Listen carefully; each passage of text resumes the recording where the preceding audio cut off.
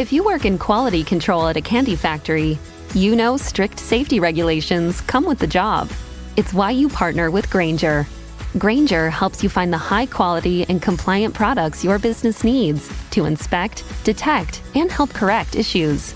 And the sweetest part is, everyone gets a product that's as safe to eat as it is delicious. Call 1-800-GRAINGER, click Grainger.com, or just stop by. Grainger, for the ones who get it done. Hello and welcome to the Cult Vault Podcast, your dedicated podcast for uncovering the darkest corners of cults and coercive control. I'm your host, Kacey, and I want to start by thanking each and every one of you for tuning in. Your support fuels our deep dives into these critical issues. Before we get started, a word of caution. Today's episode may contain discussions on abuse, including graphic descriptions of abuse, and covers a variety of human rights violations that may be triggering for some listeners. Please consider this as a trigger warning and proceed with caution. I'm thrilled to announce that I'll be appearing at CrimeCon UK in London on the 7th and 8th of June 2025, and again in Manchester on the 27th of September 2025. Join me and a host of world-leading experts, advocates and noisemakers at the heart of the true crime community. This is the UK's biggest true crime event, and you won't want to miss it. Use the code CULT, C-U-L-T, for 10% off your tickets. And remember, there are flexible tickets and payment plans available to accommodate everyone. This incredible event is sponsored by True Crime, and it's always my favourite weekend of the year. I hope to see some of you there. And for those who want even more from the Cult Vault podcast, you can access early, ad-free content by supporting me at patreon.com/thecultvault, where every pledge not only gives you exclusive access, but also directly supports the continuation of this work. Thank you again for your support and your listenership. Now, let's unlock the vault.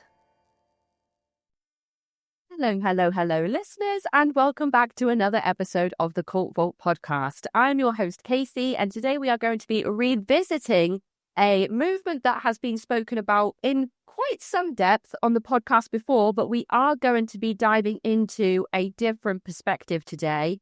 And I'm so happy to welcome to the show, Jay. Hello, Jay. Hello, Kacey. Thank you for having me on your show today. Thank you for sending me such wonderful in-depth notes about your experiences.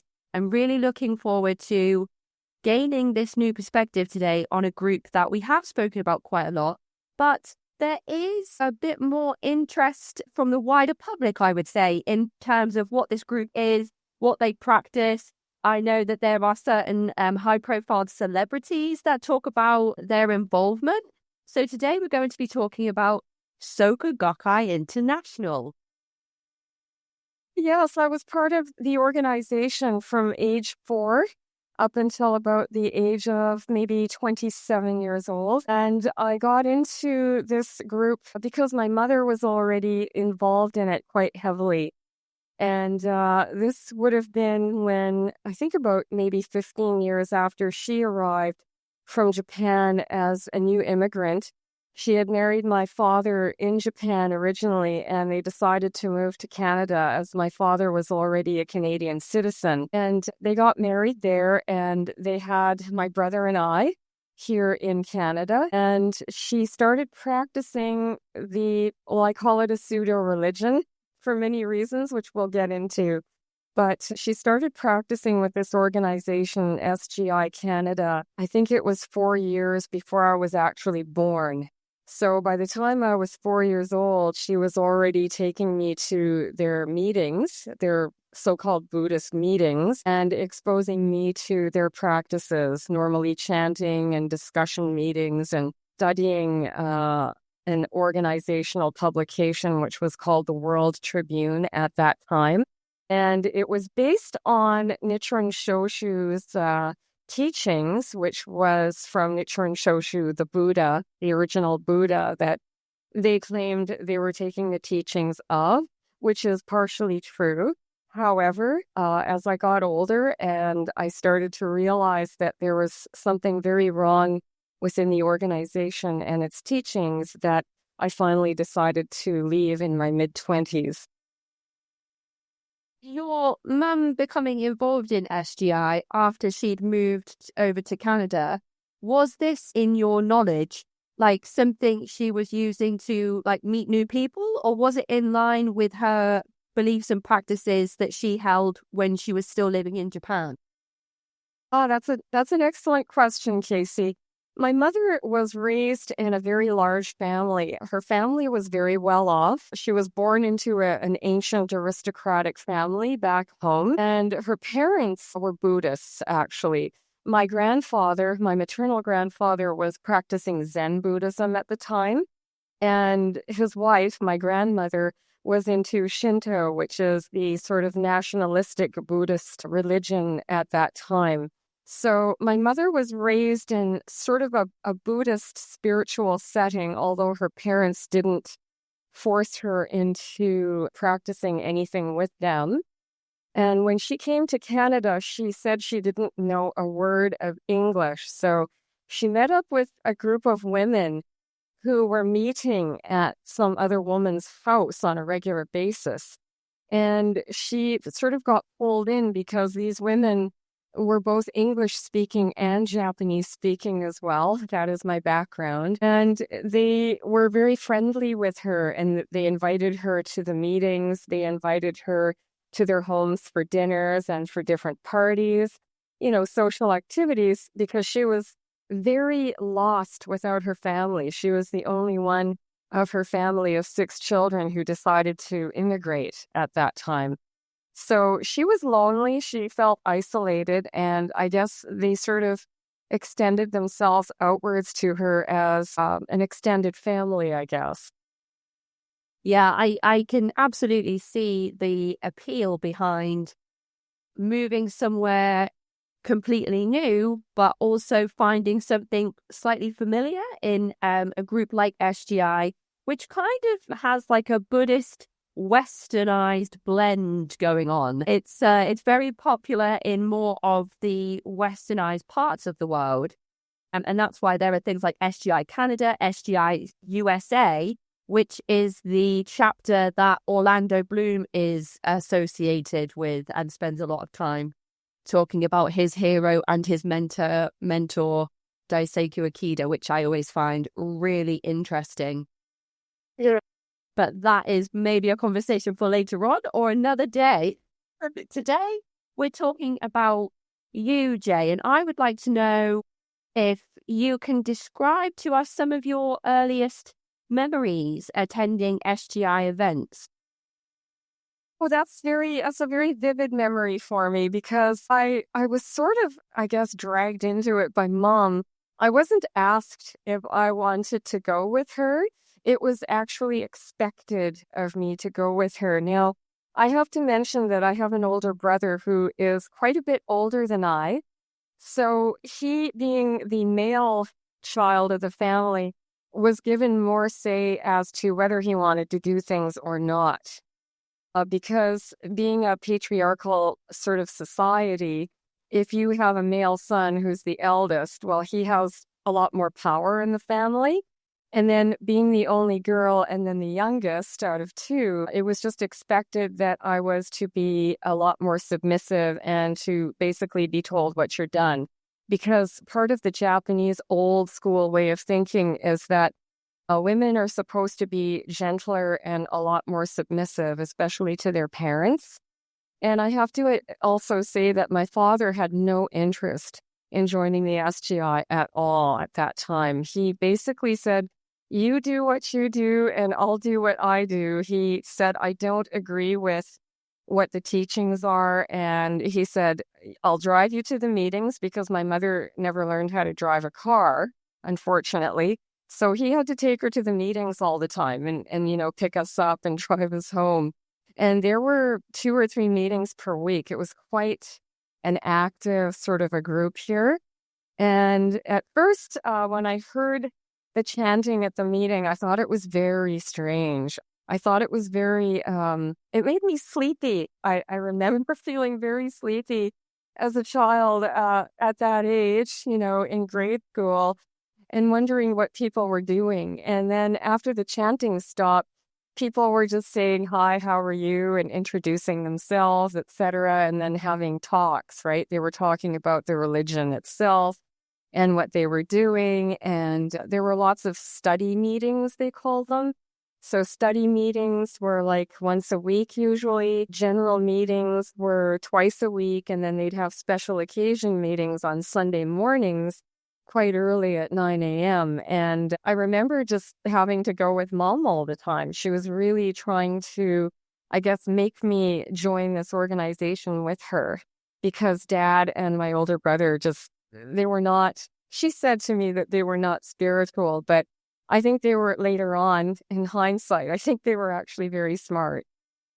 So when you were going to these meetings and hearing this chanting, how many people do you think were in attendance roughly at these meetings, and what was the environment like? Well, it was always held in a leader's home, and the chapter leader at that time was an elderly Japanese woman, Mrs. F, I'll call her, and she was the one that, I guess, started SGI in the city, my home city here, many, many years ago. And so she had the meetings at her home, and then other group leaders also invited people to their homes for meetings. So it was like a homey sort of a setting. In that way, it was kind of, I guess it was an easy way to sort of pull people in who were feeling kind of lost. Because I remember as you know, an elementary school student, that I noticed people there that were looking for something in their lives. They were directionless and looking for something to make them feel more secure and happier. Those people were very attracted to this home setting, I would say. Sound cozy, and it does sound homely. I wonder the level of pressure and stress that the hosts would feel knowing that everybody was coming round to their home for a service. Do you remember that ever playing a part in any of these home services? Yes, I remember a husband and wife leadership team. They were both local leaders, and I remember that the wife of this couple, the spouse, the female spouse, she was very nervous about having meetings at her home, and they lived in a small home at the time when they first started having meetings at their house. But I think they were under pressure as a couple because all of a sudden, the husband decided to build a much larger house in the middle of the street where they lived. And it didn't fit in with the other houses at all. It was considerably a lot larger. It was fancier, and it was extremely modern. So it really, really stuck out on this street. And they'd spent all of their savings that they had in building this new meeting house because I think they felt pressured to having a better and a larger home in order to accommodate more people. Because when I was a child, I remember meetings being quite small, like they would be attended by maybe 15 people at the time. And then as I was getting a little bit older in grade school age, it was increasing at that time. I would say 20 or more people at a time.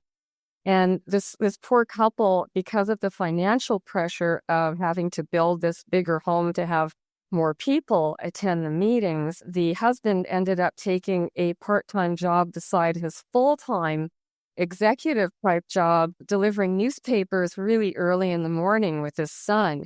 So I could see the pressure there, and there was some marital stuff going on between this couple as well that I may not want to mention here, but I really noticed it as I got older, and that they were pressured into having as many people over as possible. And I guess they had to make it look kind of exclusive or special in a way so that people would be attracted to their home because it was so beautiful inside.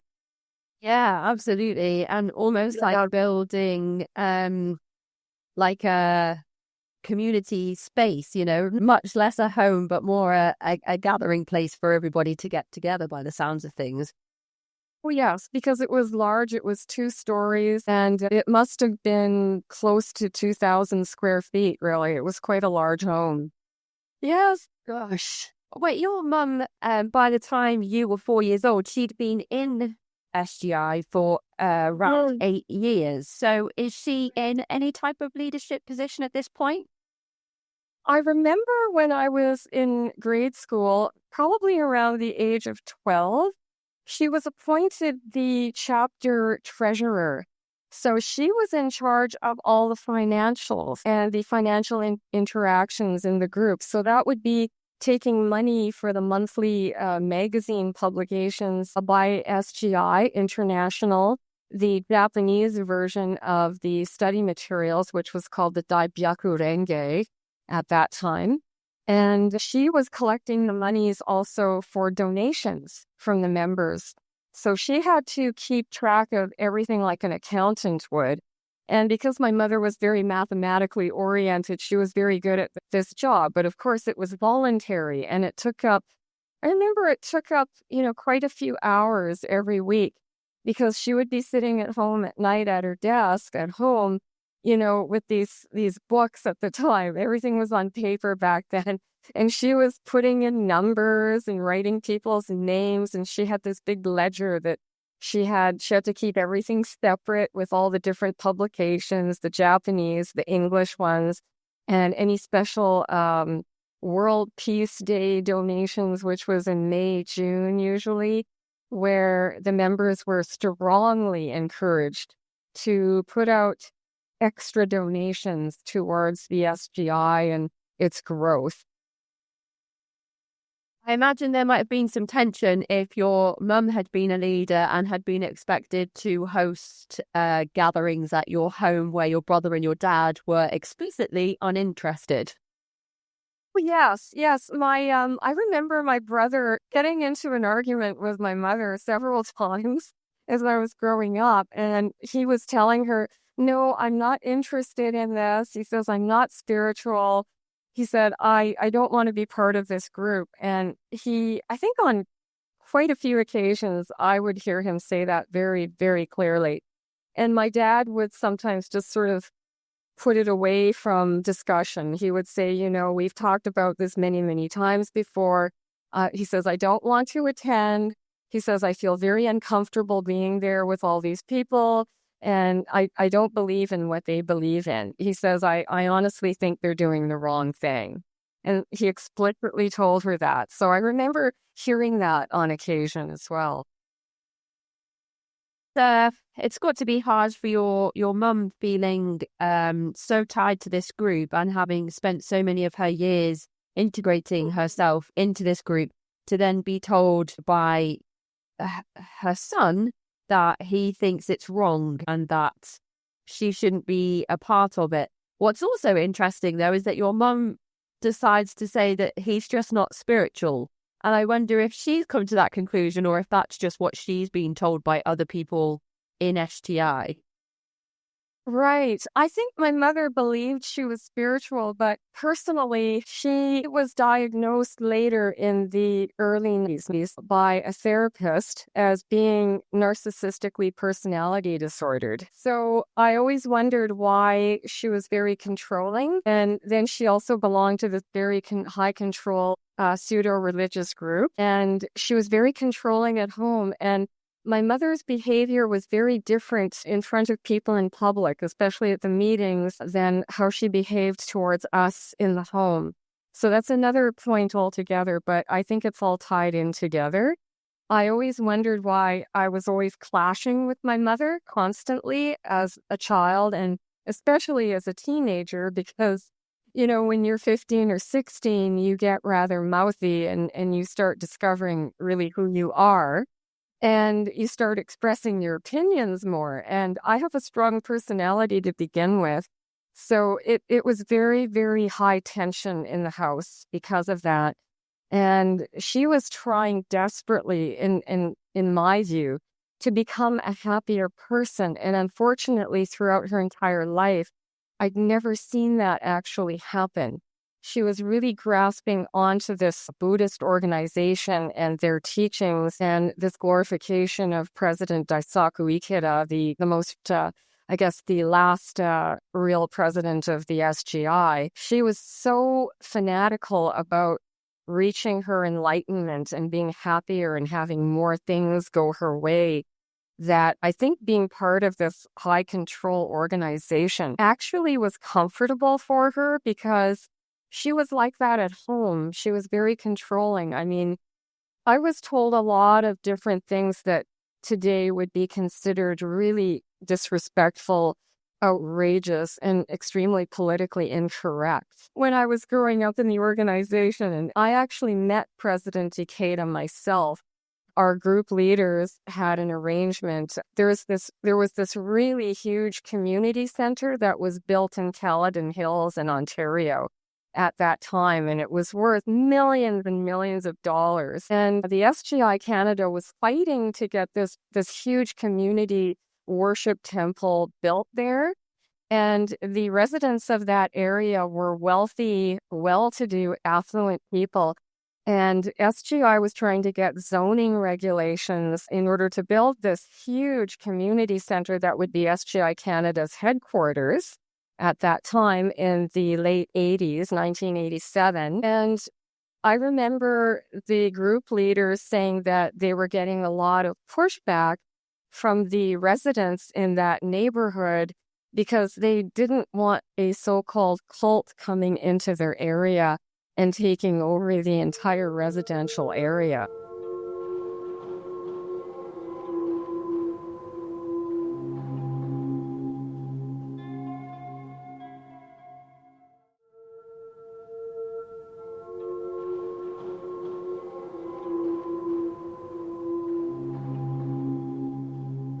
Good for them in kind of putting up a fight in getting that community centre built, because sometimes when these groups, cults and organizations have so much money under their belts, which they've gathered from the many people that are members of the cult, they're able to really kind of do what they want. And sometimes it doesn't require building a new building, but just acquiring loads of real estate in the area that they're interested in, as we know from Scientology. Yes, that's a very excellent example. That's a very good parallel, actually, Kacey. It really is. I remember also being pressured, like my mother was under pressure to give money all the time. And every month they had a monthly, collection or a stipend, I would call it. It was called zaimu in Japanese. And zaimu translates to devotion, the word devotion in English. Very ironic, isn't it? So anyway, because of the pressure to donate, my mother decided to take a full-time job when she was in her 30s and onwards up until 65, her retirement age. So she ended up managing a department in a very large department store here in the city where we live. And she did very well at her job. She did so well that she was actually became a supervisor in her department. And whatever money she made, I remember her donating it, a lot of it, to the organization. And there was a lot of pressure. Like they didn't hand out plates or anything at every meeting, that sort of thing.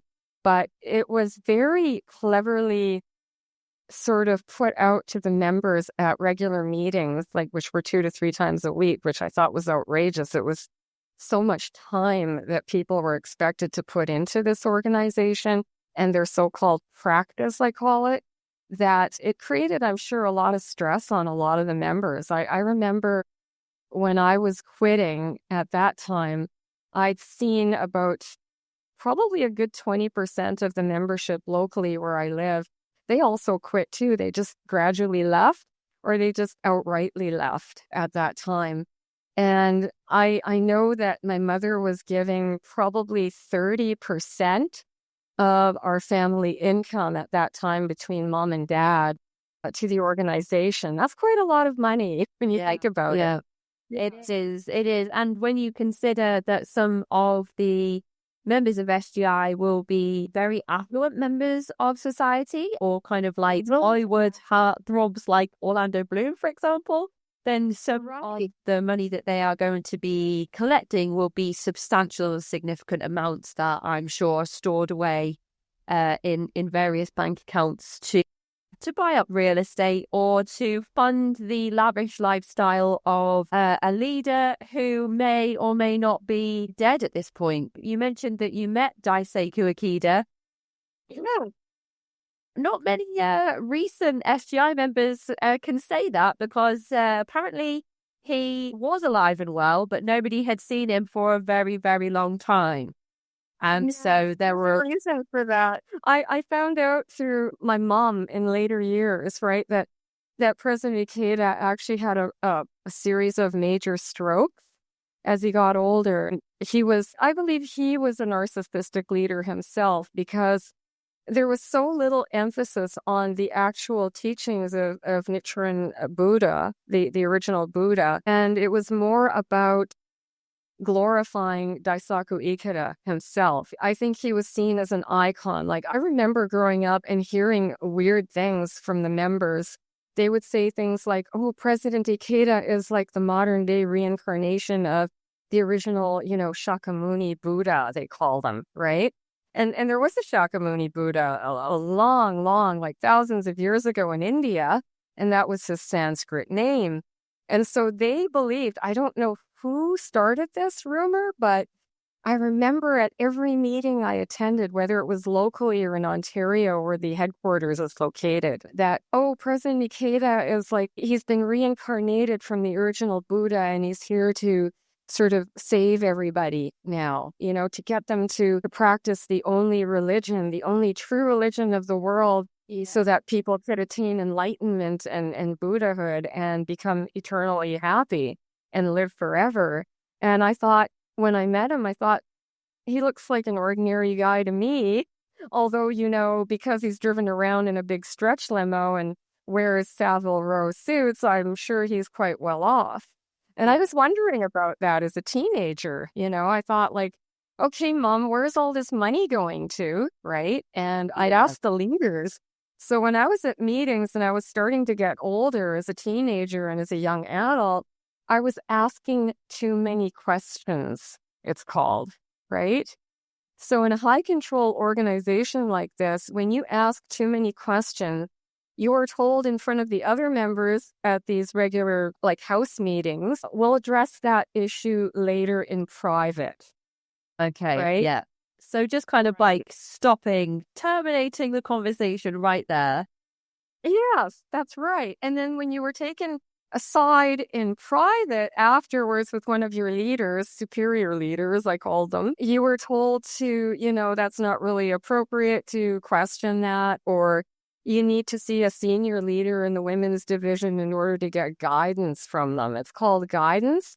So whenever you had doubts or you had questions about anything going on within the organization, you were told privately to get guidance. And guidance, I found out, it's also a form of brainwashing. It's an appeasement in order to get you to sort of calm down and accept what's already being done. And they put it in such a way that it's so generalized that you feel like your question was not truly answered to that point. And I would just say, well, I don't agree with this. I once requested, like, okay, I think there should be monthly reports to the members, because if this is a real religious organization, I think that, and it's registered as such and they're not paying taxes, and that's where a lot of money came from as well, a monthly report to the members, right? That should be something that's open and transparent. If people are giving all this money every month to the organization, you should know where it's going to and what it's being used for, right? Something basic like that. Yeah, just transparency at all levels, really, because otherwise, what do you have to hide? And a response is like, well, that's not really your position to know, or we don't ask questions like that. Then, it's like, but why? Why don't we? And if you get into trouble for questioning things, then that is, a red flag and something that is not going to, for an inquisitive, or as you said earlier, mouthy person, a mouthy young person who's kind of coming into her rebellious stage, it's not going to be enough to say you need to seek guidance and then you go, oh, okay, then I guess that answers my question. Like, that's just not going to be enough. Exactly. And as I got older and, turned 18 and got a little bit older, and by the way, I was appointed a young women's division leader at that time as soon as I turned 18, and I was wary about that. And then my mother said, no, this is a real honor. It's like, you should be honored that, the Toronto headquarters leader is want you to be this because you've been practicing since you were 4 and you know lots about the teachings and things that you should be trying to bring in more younger women into the organization, right? Into the group. So I was put under pressure to do that. And I did it reluctantly. And especially as time went on, I was actually one of the youngest young women in the entire chapter where I live.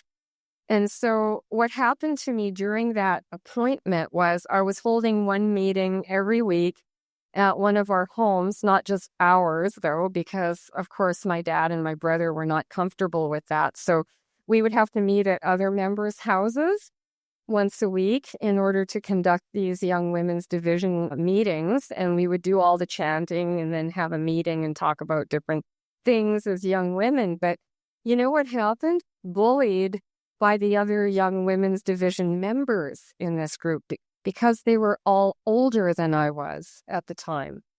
They were in their mostly late teens to mid-teens, and their complaint to the head leadership at the time was, well, she doesn't know enough about life because she's only 18 and she's in university right now, and we don't think we should follow somebody that is that young. Okay, that's really interesting for several reasons. First of all, it's not very supportive of women. No.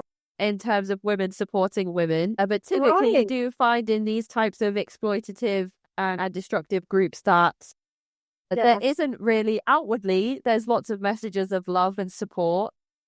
Mm-hmm. And then inwardly, actually, it just turns into a lot of judgment and isolation and just people being very spiteful and nasty.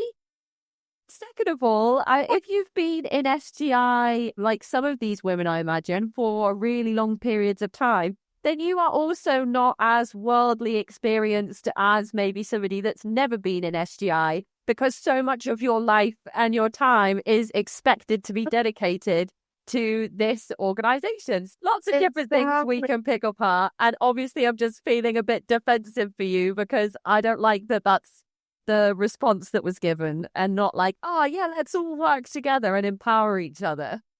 Yes, which is what I wanted because I'm a very harmony-oriented person. I'm a people person and I wanted to do my best, for the group, right? But I was met with so much resistance from women who were older than I was at that time. And you're right, being raised in such a controlled, almost militant environment was so inappropriate for me as a human being, in general, because I'm very freedom oriented as a person anyway, that no wonder my mother and I were clashing all the time at home. And I became this punk rocker in my later teens. I even joined a punk rock band and I was super rebellious. Like I had purple hair and all the makeup and all the clothes and everything. And people were just looking like me like, oh my God, what happened to her? What happened to her, right? So the members were worried about this, and I was given these guidance talks too from older women in the organization.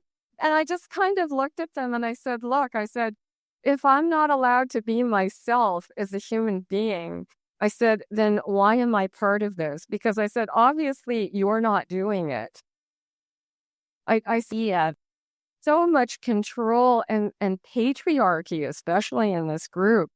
I grew up in the 80s as a teenager, and so to me, this was awful. It's like women's rights were really becoming a lot stronger at that time. It was starting to be more in the open on an international level, and I thought, hey, this is great. It's like, because the way I was raised, it's like you have to respect your elders, especially the men, right? And then I'd say, well, what if the men are wrong? It's like, what if I don't agree with what they're saying? And this was an issue for me, right? And then when I met President Ikeda, I was 15 years old, Kacey. And at this huge headquarters meeting out in Caledon Hills in Ontario, I was told to sit down beside President Ikeda, and his wife was sitting behind him, which I thought was kind of odd. Like, she should be maybe sitting beside him instead of behind him. I thought that looked kind of weird, right? And then the advice he gave me was so eye-opening in a way, because when I sat down, he was very kind. He gave me some gifts. I guess it came from the organization's money, collected by the member. And he gave me these beautiful little trinkets, and I said, "Thank you, President Ikeda." Then he was giving me guidance himself. And you know what he said to me, Casey? This blew my mind, even as a 15-year-old. He said to me, he said, "Jay," he said, "you're a very beautiful girl. You've got lots of Buddha nature." And he said, you're very enlightened as a person. However," and this was what the translator said, of course, because he spoke mostly Japanese and very little English. He said to me, "But you're very, very strong inside." And he says, "You're going to have trouble finding a husband for you." Great. And I looked at him and I was speechless. Like, I thought, like, wow, like, how can you say that to a young... That makes my butt cheeks clench. That makes me so uncomfortable. We're like, oh, maybe. I looked at him, all I did was smile, and I just thanked him. And then I said to my mother, who was, of course, beside me, and she was like all gaga over this, because, like, my daughter is so special because she gets to meet President Ikeda, and all the Winnipeg chapter members are watching this because she's special. And I'm sure her narcissism, like, got a huge feed of energy from that, right? Gosh. Oh my gosh. So I was like flabbergasted. I was trying not to show my emotions, right? Because at that time I was still underage, and it was like I was still kind of obedient to some extent, right? But I thought, like, my mind was racing at that time, and I thought inwardly, how can anybody say that to another person? It's like he's a man and I'm a young woman and I'm under 18, and he's basically telling me two things. Basically, if you're a strong person, you're unacceptable as a woman, first of all. And then second of all, you have to get married to a man, and a man will find you unacceptable if you are your own person and have your own opinions. So I don't know if he's been told, like, about your rebellious nature, and they're trying to use this as a way to, like, kind of rein you in a bit. Yeah, absolutely. I mean, it's Like, I guess people were noticing that, Jay is not really falling in line with what we want her to behave like and act like. And I actually quit. I actually quit being the young women's leader, I guess, when I was about maybe 19 or 20, because I felt like this does not resonate with me. I feel like I'm going against my true nature as a person. And I cannot be telling women that are my age and older the things that I've been told to tell them. I thought it was not right. I thought it was very militant. It was sexist at that time, I thought, already. I thought this is not a way to treat other women, and I cannot continue doing this in this capacity. It was just wrong to me. It makes me wonder as well, how many other children were you around when, not just kind of from the age of 4 when you were doing the home visits, but throughout your tenure within SGI, were you noticing that there were other children similar in age to you? No. Were you kind of like, because most of the people I've interviewed are adults that were recruited into SGI, young adults and onwards, not really people raised in the group by their parents or parent. Exactly. No, I guess I was born in a year where there were no children of my age in the group at all. And I remember this throughout my entire time in the SGI here. I was one of the older children always. The other children were at least 5 or more years younger than I was at the time. So I didn't really fit anywhere, I remembered. I remembered being, 12 or 13, and other kids were like really little. They were in like kindergarten to elementary school age at the time, running around at the meetings and their parents telling them to behave properly and to be quiet. I was really taken aback by how controlling this organization was towards children, little children. Like, you can't expect kids that age to sit quietly and to sit still for that long. throughout the meetings. Like the meetings were about 2 hours long each time. And I thought like they should have like a separate area where children can play with, with some of the adults, in supervision. Aside, like children should not be expected to be listening to all the chanting and then chanting themselves, like expected to behave like the other adults when they're really small like that at that age. It doesn't fit. And I remember like getting really sleepy during chanting as a young kid, and also, in my teens and everything, because I was going to school full time and getting good grades and doing, things that I thought were normal at that time. But later on, when I look back at my childhood, I figured that everything was really mostly closely involved with the organization itself. Attending so many meetings, like this was taking up like 8 or 9 hours of my week every week. And so I also had to study as a student, and I had friends, but as time went on and I got older, I was discouraged from hanging out with kids who were not members of the SGI. Like you shouldn't really be too involved with other kids. It was just sort of like this underlying dynamic of control in that aspect as well. So when other girls were like having sleepover parties at their house, or going to school dances and things like that, I was strongly discouraged from doing those things. My mom didn't even allow me to go to like girls' birthday parties where the girls all slept over in another girl's house. I was not allowed to do that. And as I got older, this idea of me trying to find a husband by the time I was 25 years old, and it was also strongly encouraged that I not date or marry any non-SGI boys or young men at all. They said it was easier for everybody in their journey of enlightenment to marry within the group or date within the group itself. And I saw all these couples, dating couples, and people getting married by arrangement. Can you believe that? In the 80s and 90s?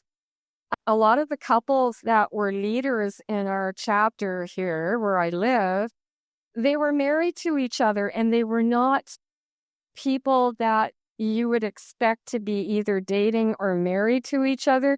I think behind the scenes, Kacey, people were sort of put together. Do you know what I mean? They were put together as a couple so that, they could continue on the organizational structure and try to get more people to join and have meetings at their houses, that sort of thing. Because I'll give you a good example, okay? I knew a girl in my group who was gay, okay? And she came out when she was 15, and I loved her. I mean, I thought she was my best friend in the group, and I thought she was a great person. And there was a man she brought into the group, a part of the gay community at that time where I lived, and they were actually sort of made to marry each other. Oh, gosh. Oh.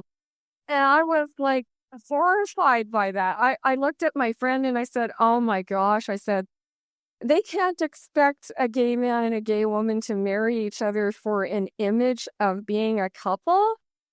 This is outrageous. I thought it was evil, actually. It's like, they're not allowing you to be yourself and live your lives the way you should be living them. And it's like, I was really offended by this. And I went to the leader about it. So, I mean, I'm a straight woman myself, but I'm very open-minded. It's like, that's not even an issue for me in life. No, So it's kind of like strange as well when SGI claims to be, very open-minded as an organization. But also, they're making a lot of assumptions, Even Daisaku Ikeda is making a lot of assumptions about you actually wanting to marry and wanting to marry a man.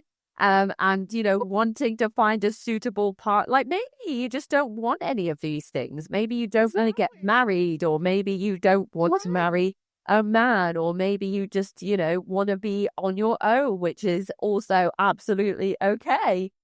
It's very strange. Single is fine, too. Yeah. But we, and I can make my singleness, yes.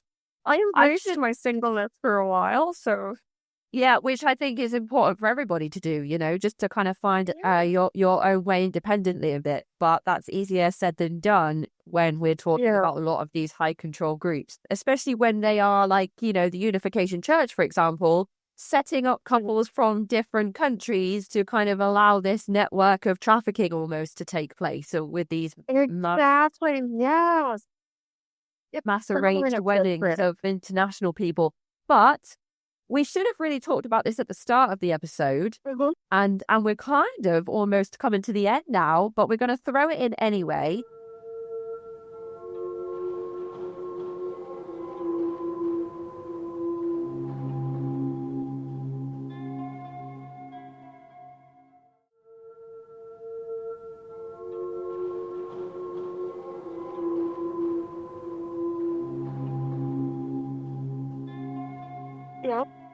When it comes to SGI, we've talked a little bit about where SGI came from, how it originated, what the teachings are based in, but what are the actual beliefs and practices of SGI as you understood them kind of from the age of 4 onwards into when you were in leadership positions? What is your understanding of the beliefs and practices of SGI? I think SGI uses a real form of Buddhism from thousands of years ago as kind of a foundation of what the SGI evolved into, which was, I believe, a narcissistic control group. I think they use those teachings as almost a front to what is actually going on in the organization itself. I think that Daisaku Ikeda was quite self-inflated as an individual, and he had turned a very sort of legitimate Buddhist teaching or sutra practice into something completely different. I think it was under the guise of Buddhism, where it actually was a group for him, for his self-aggrandizement and his ability to become so financially prosperous, as many people have seen throughout the years. He did pass away, I believe, last year, officially. He, I guess, didn't want the members to see him for so long in public, because that would have been the exact opposite of what people would remember him being, as sort of this almost messianic figure. Father figure. I think there are also some claims on the way that the SGI was supposed to be healing and that you could get sick as well. So that would be kind of like counter the claims that he had made if he himself, as the leader, who was someone who was meant to be divine, was actually suffering from multiple strokes. Yes, and it deformed his facial features, and he became, I believe he was amputated from the knees down later on in life, because he was so sick. I mean, his body was really shutting down in his later years. I mean, he lived into his 90s. And it's ironic too, when my mother died, I had to have a funeral for her. She died at the beginning of the pandemic in 2020, and I had to follow her last wishes because I was her executor. So I had to arrange a small memorial service of 10 people that she requested to be at her funeral. And guess what? They were all SGI members. I had to face these people again after so many years of being apart from them. Like, I decided to disconnect myself from all of them, because it basically ruined my life in various ways. It isolates you from real world people that are outside of the organization. So you have to learn on your own how to be a healthy, normal, quote, person on the outside after you leave in your mid-20s. It's like you have to find your identity again as a human being and what you want, and, have your own freedom, basically. But I had to look at all these people who were like, some of them had died already, so they couldn't be in attendance. They were elderly at that time when I was growing up. But these leaders that I knew on a very close basis, and some that I had even clashed with, they had to be at her memorial service, right? And a lot of them were looking at me like, oh, we really, really miss you. All this blah, blah, blah about coming back to the organization now that mom and dad are both dead, And it was so uncomfortable, Kacey. And she had her object of worship in this expensive teak wood altar box inside of her house. And of course, my brother couldn't be here to execute her final wishes with me because he lives halfway across the world in a different country and he has health issues now because he's older than me. So he couldn't be here for that. And I had to take care of the whole estate. So I was emptying out her house and I was looking at her butsudan, which is where the object of worship scroll is hanging. And I was standing in front of it. I remember this very clearly, looking at it going, what am I going to do with this now? Right? Yeah. Because it was like bad memories for me. Traumatic, right? So I had to call one of her friend leaders at the time back in 2020, and everybody was wearing a mask and it was horrible. And I said, could you please come to my mother's home and pick this up and take it away? I said, I don't want to keep it. And he looked at me when he came over and he says, are you sure you don't, like, this is kind of a memory of your mom? And I said, yeah, Craig. I said, it's like, it's not a really great memory. So I need you to take this away and send it. Or I said, you know what, why don't you give it to like one of the up and coming leaders? I'm sure they would really appreciate having this. So yeah, he took it away. He had one of the members come by with a big truck and they loaded it on and they took it away. And then we had to send the scroll back to Japan somewhere. I have no idea where it went. But after her funeral stuff was over, it was like they were just completely shunning me anyway. Like, I mean, I was shunned when I left, but after my mother's funeral, which is a difficult time for anybody, right? Because even abused children as adults, they still have feelings towards that parent, right? So it's not an easy time. You have mixed feelings all over the place. And it's like when I saw them driving away, I thought, oh gosh, I hope I never see these people ever again. I don't need this, right? So then one of them called me, the women's division started calling me. 3 leaders called me after her service was over and everything was kind of done. And they said, you were such a good member before, and we really want to see you come back to meetings. Are you sure you don't want to come back? I can come visit you.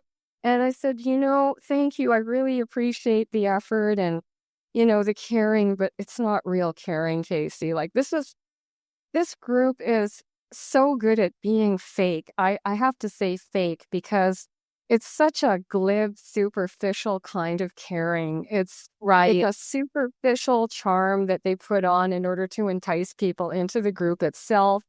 And then once you're in there, it's like you are so regimented into doing activities and meetings and chanting for hours and hours a day, which gradually changed. Like they went from an hour and a half to 2 hours or more down to like, say, 20 to 30 minutes nowadays. In 2024. So they kind of cut that shorter because I guess people were complaining about it too much. But, the chanting and all the stuff you had to do voluntarily for the organization and for Daisaku Ikeda was so overwhelming that I would strongly advise people to, if anybody wants you to join their high control organization, they're not going to come across as being high control at first in the beginning, because I find organizations like this are narcissistic and they're run by very narcissistic leaders. And I had run-ins with a lot of these leaders, senior leaders to me when I was a young woman there in SGI Canada, that I was just bamboozled completely by it. I thought, wow, these people and my mom have a lot in common, right? Their attitude towards people and life, the control, the amount of neglect, the trying to appease people by giving you a lot of platitudes that mean nothing really under the surface. So the caring was a superficial caring, even at my mom's death, at her service, which was very limited. And it was like they were all nice to me during the service and everything, but after I basically told all of them after the service was over, I said, I am never coming back to SGI Canada, and you really need to respect that. And I said, you do what you do. I said, if it works for you, great. Please continue to do so.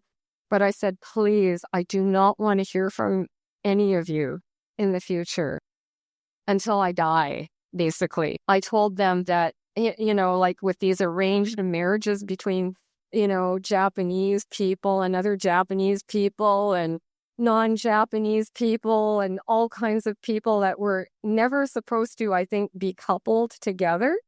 That was so disturbing to me. And being told that I had to marry, I had to find somebody within the organization, I should hang out more with people in the organization. Well, yeah, but I'm the only one that's kind of in the middle. I'm not quite an adult, and I'm not like a toddler-aged child either. I'm stuck in the middle somewhere because of the year I was born in. And then being told that I wasn't allowed to ask questions.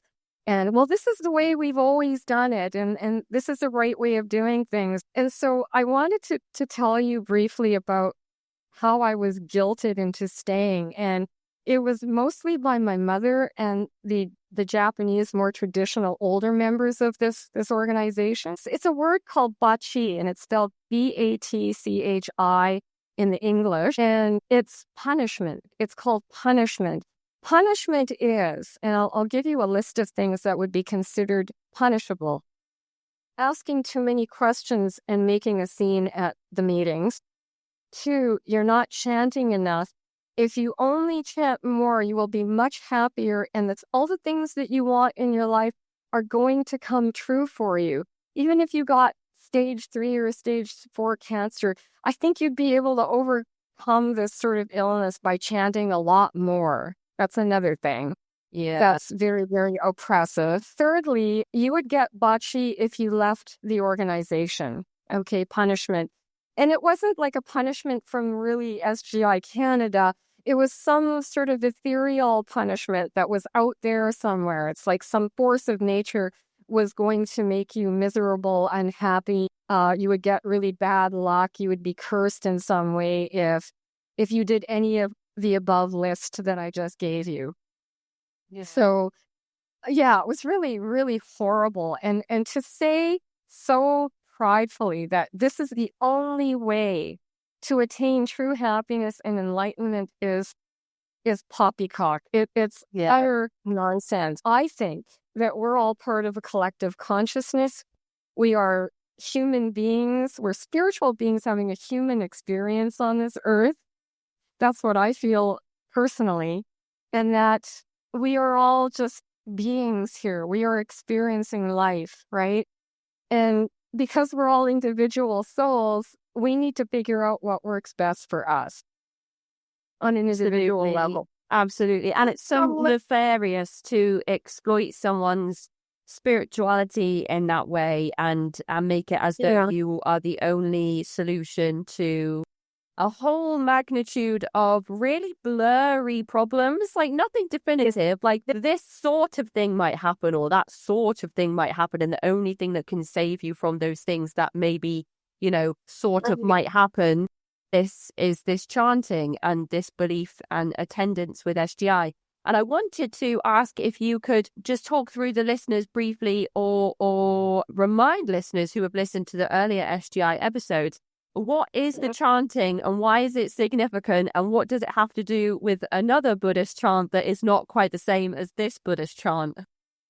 Well, SGI Canada chants Nam-myoho Renge Kyo, which is the name of the Lotus Sutra, which is a real sutra from over 3,000 years ago. It originally came from India in Sanskrit. Most of it is in Sanskrit. And as it evolved and sort of made its way over to China and Japan, in the end, it became, it was an obscure form of Buddhism that was taken up by Nichiren Daishonin, who was an ordinary man. He was a fisherman, and he took this teaching and he said, if you chant the name of this sutra, which is Nam-myoho Renge Kyo, in Japanese, it was taken from Sanskrit originally, then you will attain enlightenment. But there's more to it than that. The Lotus Sutra is quite a long sutra itself. it is a very complex form of teaching that really does exist. And I have looked into it and realized, yes, this is a legitimate form of Buddhism.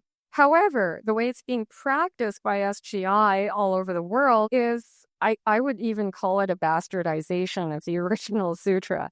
I have to put it that strongly because the way the organization comes across is that, yes, you have to know about the Buddhist teachings, but the way it's being practiced is totally under Daisaku Ikeda's leadership and guidance, right?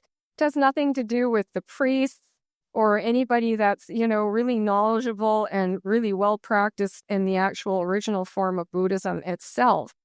And they did change the chant. You're very right about that. The first word should be Namu instead of Nam. And when you look at words are very, very important. And the way they are translated also is very, very important. And when you take even one syllable or even a vowel out of an original Sanskrit word like that, it actually changes the meaning, right? So they cannot tell people that this is what you should be chanting and it's the only thing you should be chanting because it's the only way to your enlightenment and your wisdom and your true happiness. That is false. That is completely false. Excuse me, but you know what? There's all kinds of practices in this world where people can practice and they can reach enlightenment. So that's BS, basically. I agree. Yeah. And even if you don't practice anything at all, it's okay too.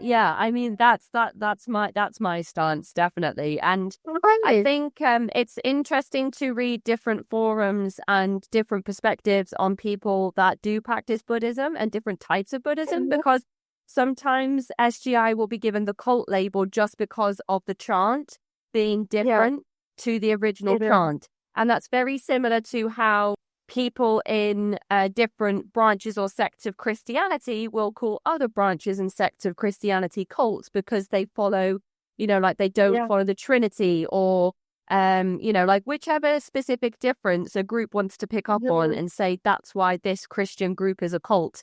It's very similar with what happens in the Buddhist space when it comes to people that practice Buddhism talking about SGI. But what you've talked about here is really a lot more in terms of exploiting people for their time, exploiting people for their free labor, for their money, exploiting people's spirituality and beliefs and using those to control people. And oftentimes on my SGI interviews on YouTube, I get a lot of people that comment and say, SGI is great, SGI is amazing, I've never had any of these experiences. Like that's great. I'm sure that there are a lot of people out there that have never had these, these negative experiences, or at least are not in a place where they will allow themselves to recognize that they've had these abusive experiences. But what you've explained here today is that, some people say, oh yeah, they ask you to do a lot, but you could just say no. And that is not true. And I wondered if you could just end the episode today by letting everybody know, whether it's current members of SGI that are listening, whether it's former members and survivors of SGI that are listening, or whether it's just listeners in general, why it is that you cannot say no, or you cannot just leave like the big old misconception would lead us to believe. Right. Okay. There is a reason for that, because I think when President Ikeda was alive, he's been deceased for over a year now. I think these were just rules made up by him and I guess the men in his leadership, so to speak, in a patriarchal country of Japan, which still needs to catch up a lot in its equal rights movements, right? I think these are rules imposed by a person that felt like he was the one to save others. And this happens in a lot of these high controlled organizations. and cults included, where a leader that's in the top position, and it's all top down, of course, which I warn people, if anything is that top down, you got to be careful. You better start questioning that, because there's something wrong with that from the very get-go. So he decided to make up these rules, right? And he was even in a falling out with the actual priesthood of the real Nichiren Shoshu sect of Buddhism, by a priest who is now deceased also. His name was Nikken Shonin. And the reason why he separated the priesthood from the lay organization, which is SGI International, is because he realized that President Ikeda was all about himself and growing his own organization, which was based on material prosperity. Mostly it was about controlling the members and how they practice Buddhism and how they look at things, how they behave even, that he was so disgusted by that he basically excommunicated SGI International from the original Buddhist organization, which is in Japan. They still have a temple, right? They still have Taiseki-ji Temple in Japan. It's in Tokyo now, but it has nothing to do with SGI at all. SGI is about forming an organization by a man who I think became too egotistical in his own practice, so to speak, and his vision became what was considered proper for SGI, which was the organization he created, really. I mean, he took it from two other leaders before him who had died. They were deceased, and he made it into something else. He turned it into something else. What started off as, I think, good ideas, right? Which is individual happiness, world peace, developing yourself and attaining enlightenment and wisdom and the highest spiritual levels that you can attain as a human being. I think those are all wonderful things. Yes, they are. But making people, like putting them into this box where everything is so structured and organized and you must do this, you can't do that. And even though the pressure is like kind of a passive aggressive kind of pressure, it's still there. It wears on your thinking. It wears on you psychologically and emotionally, to the extent where if you're a person who thinks for themselves and you're a critical thinker, you're not going to be in there too long. You're not going to be happy with that. I can be honest and say that to you.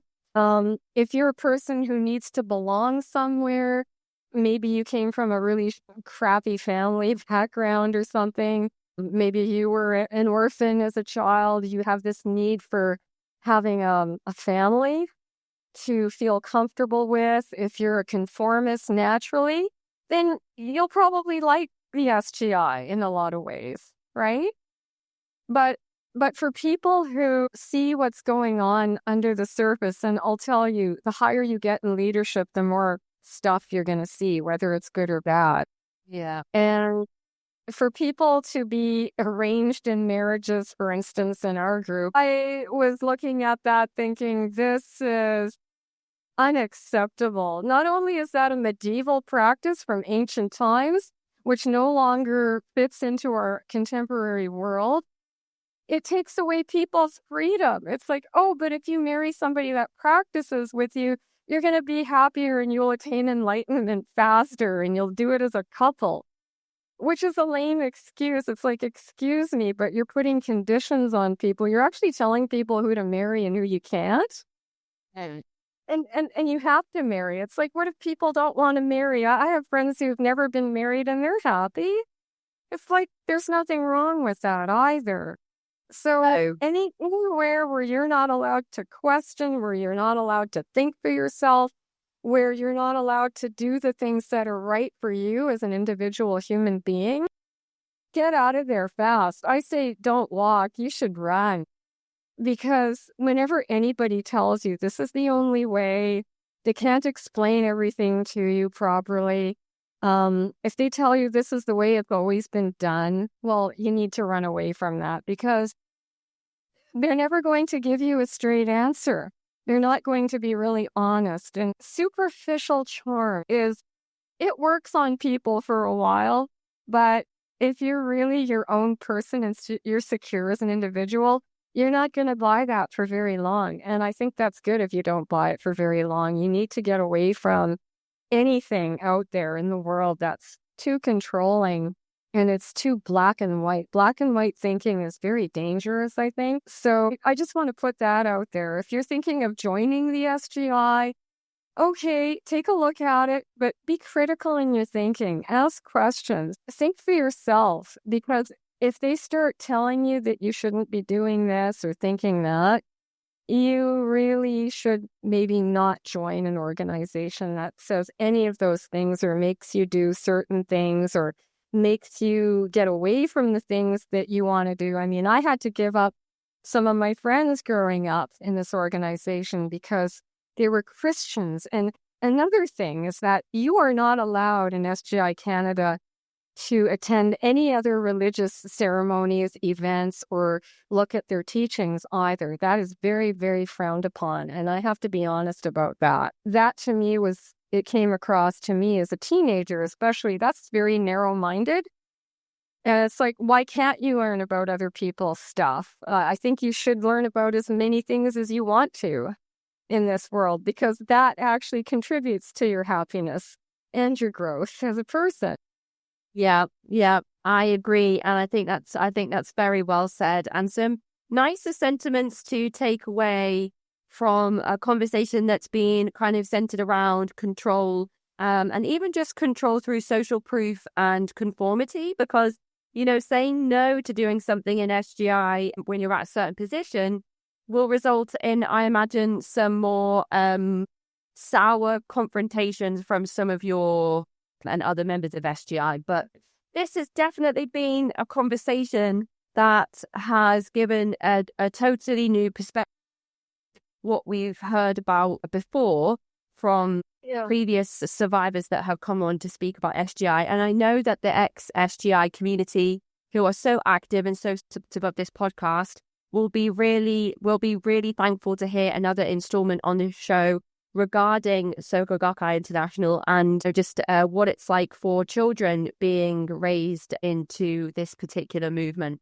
So thank you so much, Jay, for your time, for coming here and talking us through so eloquently about your experiences in SGI and what SGI is. Thank you, Kacey. It's been a pleasure speaking with you so candidly and honestly, and it's helped my growth as a human being. Being in this organization for such a long time has really taught me a lot in difficult ways, challenging ways, but also good ways as well, because it really taught me how not to be as a human being as well as being, right? It has opened my mind to the world itself, being a person in this world as an adult now. And yes, I've had to make new friends. That took time. I'm still making new friends at my age. I am actually in my 50s now, but I've kept my youthful spirit, and not because of being a part of SGI Canada, but finding out who I am as a woman, as a human being, and living my life as I see fit. And I think you need to define your own happiness. I think that's the way to real happiness, really, because it does come from inside you. Love that so much. That's such a lovely and empowering statement to end on today, Jay. Thank you so much for your time, and I hope you enjoy the rest of your day. Yes, you too. Enjoy life and enjoy your day. And it's been a real pleasure. Thank you. If you ever want to speak outside of the podcast, I welcome that. Thank you so much. Yes, absolutely. Let's keep in touch. Yes, let's do that. Thank you. Thank you so much, Jay. Bye-bye. Bye-bye.